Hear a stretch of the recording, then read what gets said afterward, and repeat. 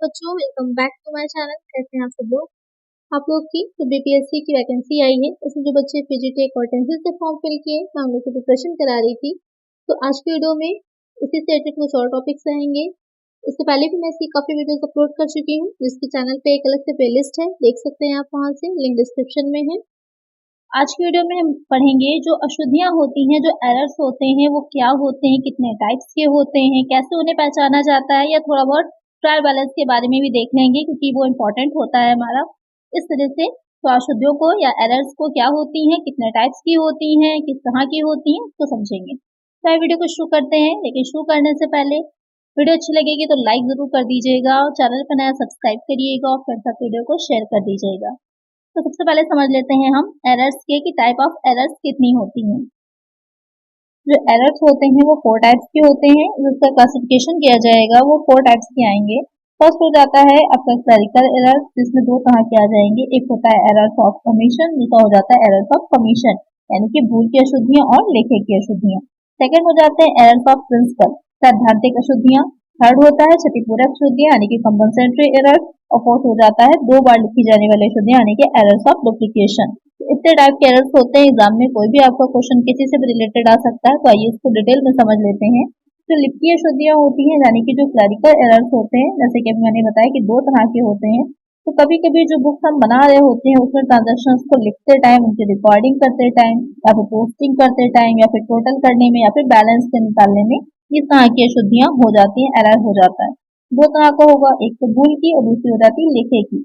तो जो भूल की अशुद्धि होती है, एरर ऑफ ओमिशन होता है, तो उसमें ये रहेगा कि कभी कभी जो हम अपनी बुक्स में अकाउंट बना रहे हैं, जो उसमें ट्रांजेक्शन हम लिख रहे हैं, तो कभी कभी पूरी तरह से भूल जाते हैं किसी ट्रांजेक्शन को लिखना, या हम आधा अधूरा लिखते हैं, पूरा नहीं लिखते हैं, तो वहां पर वो हो जाती है हमारी भूल की अशुद्धि, एरर ऑफ ओमिशन।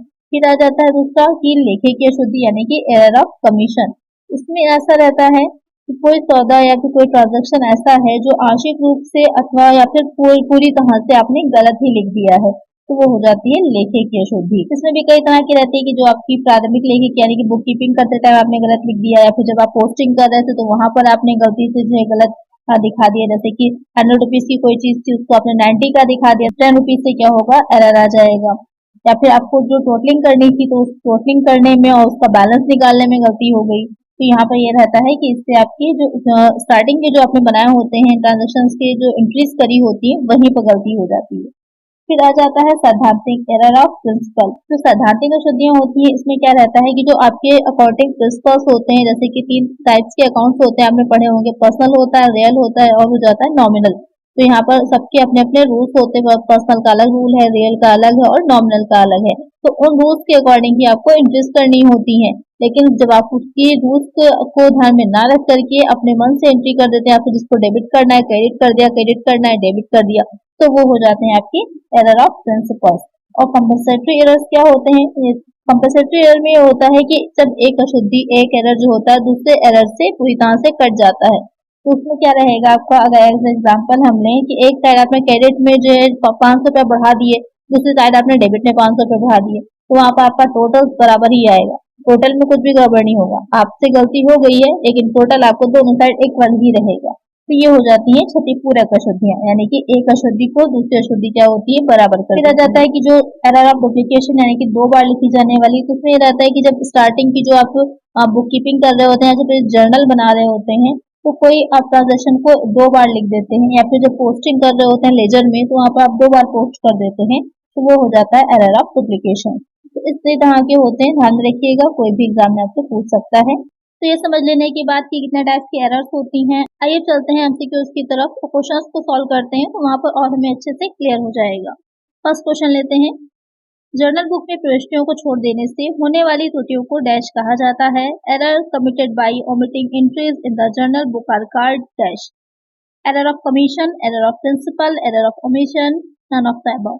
क्वेश्चन में कह रहा है कि जो हम जर्नल बना रहे हैं वहां पर अगर हम किसी तरह की एंट्रीज को, कोई ट्रांजेक्शन हुआ है जिसकी एंट्री हमने नहीं दिखाई है उसमें, तो अगर हम एंट्री करना भूल जा रहे हैं या छोड़े दे रहे हैं, तो वो ऐसी त्रुटियां या वैसे आपकी जो एरर्स होते हैं वो क्या कहलाते हैं, लेखे की त्रुटि होगी, सिद्धांत की होगी, चूक की होगी, और उपरोक्त में से कोई नहीं। तो किस तरह की त्रुटि होती है, वो हो जाती है हमारी चूक की त्रुटि या फिर एरर ऑफ ओमिशन। जैसे कि आप भूल की त्रुटि भी कह सकते हैं। तो चूक की त्रुटि या फिर भूल की आए, दोनों ही आपका सिमिलर रहेगा, सेम ही रहेगा। तो एक आंसर हो जाएगा ऑप्शन सी, क्योंकि आप लिखने से ही भूल गए, आपको याद ही नहीं रहा कि आपको ये ट्रांजेक्शन लिखना ही था। लेखे की जो होती है, जो आपकी कमीशन, एरर ऑफ कमीशन होता है, उसमें तो हम ये रहता है कि हम गलत लिख दिया, हमने जो भी दिखाया उसको अमाउंट को गड़बड़ कर दिया, 500 था 5000 दिखा दिया, इस तरह की त्रुटि होती है। एक आंसर हो जाएगा ऑप्शन सी। नेक्स्ट क्वेश्चन है, लेखांकन के सिद्धांत के आधार पर कमी के कारण होने वाली त्रुटियों को डैश कहा जाता है। Errors committed due to lack on the basis of the principle of accounting are called dash. Compensating error, error of principle, single-sided error, none of the above. Question में कह रहा है कि जो प्रिंसिपल्स होते हैं अकाउंटिंग के, अकाउंटिंग प्रिंसिपल्स जैसे मैंने आपको अकाउंटिंग प्रिंसिपल होते हैं, जैसे कि डेबिट है, क्रेडिट है, किस तरह से किया जाएगा, जो आपके अकाउंट्स के रूल्स होते हैं, तो प्रिंसिपल्स को ध्यान में ना रख करके जब हम एंट्रीज को कर देते हैं, तो वहां पर जो त्रुटियां होती हैं, एरर आती है, तो किस तरह की एरर होती है, वो आपकी हो जाती है एरर ऑफ प्रिंसिपल, सिद्धांत की त्रुटि, क्योंकि आपने जो प्रिंसिपल्स थे उनको फॉलो नहीं किया, उनके अकॉर्डिंग काम नहीं किया। जैसे कि पर्सनल अकाउंट के आपके होते हैं या रियल अकाउंट के, नॉर्मल अकाउंट के, उसको फॉलो करके हमने नहीं किया, इसलिए वो आपकी प्रिंसिपल की एरर होगी। एक आंसर हो जाएगा ऑप्शन बी।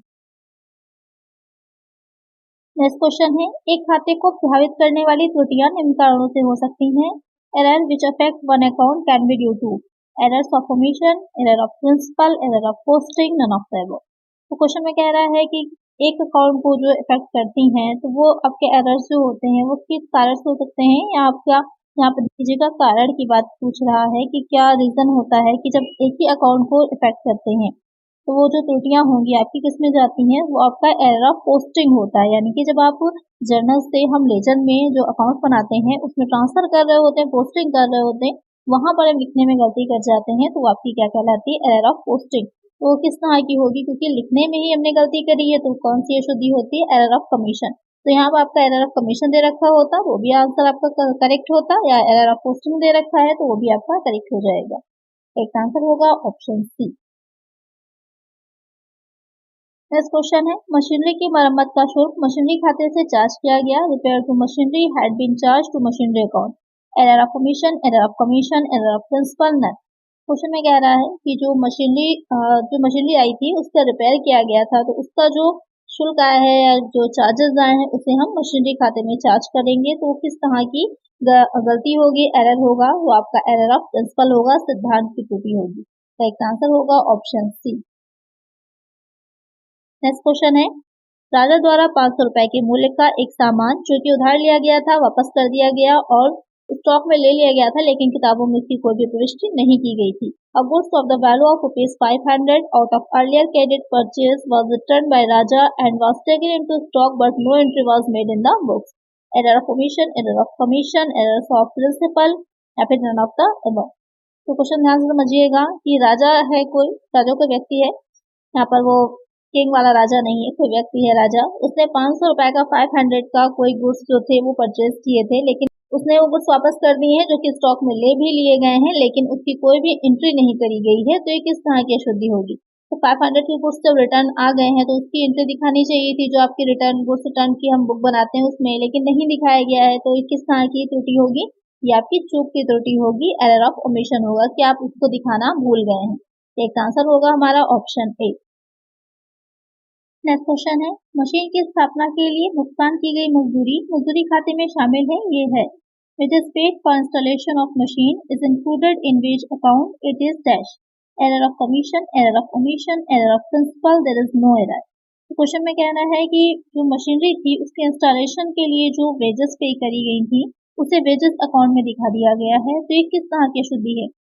मशीनरी को इंस्टॉल करने के लिए जो भी एक्सपेंसेस किए गए होंगे उसके वेजेस के लिए, तो वेजेस के जो उसके व्यय है वो जाएंगे मशीनरी अकाउंट में, ना कि वेजेस अकाउंट में। तो ये किस तरह की त्रुटि होगी, ये एरर ऑफ प्रिंसिपल होगा। तो एक आंसर होगा ऑप्शन सी।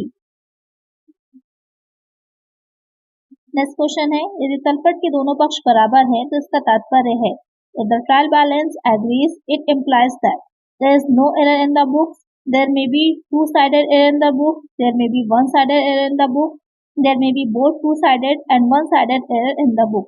क्वेश्चन में ये चीज, तो जो तो ट्रायल बैलेंस जब बनाया जाता है तो ये चीज़ मानी जाती है, या कोई क्वेश्चन ये आता है कि अगर दोनों साइड इक्वल आ जा रहे हैं तो क्या ये मान लिया जाए कि जो भी हमने अकाउंट्स रखे थे, जो एंट्रीज करी थी, वो सब पूरी तरह से सही है? ऐसा नहीं माना जाता है। एक सीधी सीधी लाइन आती है कि क्या तलपट जो होता है वो खातों की शुद्धता का प्रमाण होता है, कि पूरी तरह से सर्टिफाइड कर देता है कि हाँ जितने भी अकाउंट्स रखे गए वो पूरी तरह से करेक्ट हैं? ऐसा नहीं होता। कुछ इस तरह के एरर्स होती हैं कि तलपट के मिल जाने पर भी रह जाती हैं, तलपट के मिल जाने पर भी रह जाती हैं। तो वो कौन सी होती हैं कि जो हमने बुक्स बनाई होती है उसमें टू साइडेड एरर्स होती हैं, तो वहां पर उनको ढूंढा नहीं जा सकता। तलपट के मिल जाने पर भी वो अशुद्धियां रह जाएंगी। या जो कंपनसेशन एरर्स होती हैं, क्षतिपूरक अशुद्धियां होती हैं, वो अशुद्धियां जो होंगी वो तलपट के मिलने पर भी नहीं ढूंढी जा सकती। इसलिए यहाँ पर करेक्ट आंसर क्या होगा? Option B, there may be two sided error in the books. Next question है, तलपट है trial balance is an account, a statement, a subsidiary book, a principal book. Question कह रहा है कि जो ट्रायल बैलेंस हम बनाते हैं वो क्या है? एक खाता होगा, एक विवरण होता है, एक सहायक पुस्तक है, या फिर एक प्रमुख पुस्तक है। तो जो तलपट होगा, ट्रायल बैलेंस होगा, एक अकाउंट नहीं होता है तो ट्रायल बैलेंस होगा। ट्रायल बैलेंस क्या होता है? एक स्टेटमेंट होता है, क्योंकि जितने भी आपने बनाए होते हैं लेजर में अकाउंट्स, उसके जो शेष निकल के आता है, जो बैलेंस निकल के आता है, उसी से ट्रायल बैलेंस हम बनाते हैं। तो इसके ट्रायल बैलेंस क्या होता है? आपका ट्रायल बैलेंस एक विवरण होता है, एक स्टेटमेंट होता है। करेक्ट आंसर क्या होगा हमारा? Option B. नेक्स्ट क्वेश्चन है, तलपट के दोनों पक्षों को बराबर करने के लिए कौन सा खाता खोला जाता है? Of the two sides of the trial balance doesn't tally which account is open. यानी कि जब जो तलपट हम बना रहे हैं उसके दोनों साइड इक्वल नहीं आ रहे हैं तो उसको बराबर करने के लिए हम कौन सा अकाउंट खोलते हैं? Suspense account, personal account, royal account, none of दी।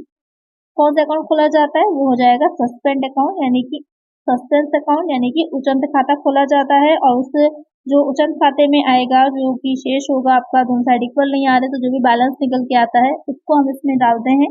उसको आप कहाँ दिखाते हैं? जो हम बैलेंस शीट बना रहे होते हैं वहां पर दिखाया जाता है। करेक्ट आंसर हो जाएगा ऑप्शन ए। नेक्स्ट क्वेश्चन है, निम्नलिखित में से ट्रायल बैलेंस का संभावित विवरण क्या हो सकता है? What should be the possible description of a trial balance among the following? Shows the total balance of books, shows the entries in the sheet, it is a special system, showcases the financial position of a company. जो trial balance या जो हम तलपट बना रहे होते हैं उसमें क्या चीज रहती है या किस चीज का विवरण वो दिखाता है? तो भी मैंने जैसे कि आपको बताया कि जो लेजर हमने बनाया होता है उसमें जितने अकाउंट्स खोले जाते हैं उसमें जो भी बैलेंस निकल करके आता है उसका ही स्टेटमेंट बनता है, जो आपका ट्रायल बैलेंस कहलाता है।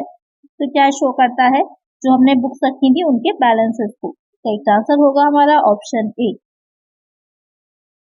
नेक्स्ट क्वेश्चन है, तलपट बनाने के लिए किस विधि का उपयोग किया जाता है? Which of the methods is used to create a trial balance? Total method, balance method, total and balance method, all of the above. जो ट्रायल बैलेंस हम बनाते हैं तो किस मेथड का यूज किया जाता है? तो ट्रायल बैलेंस को बनाने के लिए इन तीनों ही मेथड का यूज किया जाता है। पहला आपका टोटल मेथड होता है, तो टोटल मेथड में आपका क्या रहेगा? जो टोटल मेथड होता है, एक आपका कॉलम पर्टिकुलर्स का आता है, फिर लेजर फोलियो का कॉलम इसमें हम बनाते हैं। उसके बाद हमारा हो जाता है कि बैलेंस जो आपके डेबिट और क्रेडिट साइड का आएगा वो दिखा दिया जाता है। और जो बैलेंस मेथड होता है इसमें सेम वैसे ही बनाते हैं, लेकिन इसमें एक थर्ड आपका कॉलम भी बनता है जिसमें जो आपके डेबिट की जो बाकियां होती है, डेबिट के जो शेष होते हैं, और जो फोर्थ कॉलम बनाएंगे साथ में ही उसमें क्रेडिट के शेष दिखाए जाते हैं। और जो टोटल एंड बैलेंस मेथड होता है उन दोनों का ही मिश्रित रूप होता है, दोनों को मिलाकर के बनाया जाता है। तो ये मेथड्स हो जाते हैं आपको ट्रायल बैलेंस बनाने के। तो आई होप आपको समझ में आ गया होगा कि कितने टाइप्स के एरर होते हैं, कैसे उनको ढूंढा जाता है, या क्या इफेक्ट डालते हैं वो हमारे ट्रायल बैलेंस पर। इसीलिए मैंने ट्रायल बैलेंस के भी कुछ क्वेश्चन इसमें इंक्लूड किए कि आपको क्लियर हो जाए पूरी तरह से। तो आज की वीडियो में इतना ही। अगर वीडियो अच्छी लगी है तो लाइक कर दीजिएगा, चैनल पर नया सब्सक्राइब कर दीजिएगा और फ्रेंड्स तक वीडियो को शेयर कर दीजिएगा। मिलते हैं नेक्स्ट वीडियो में। Thank you.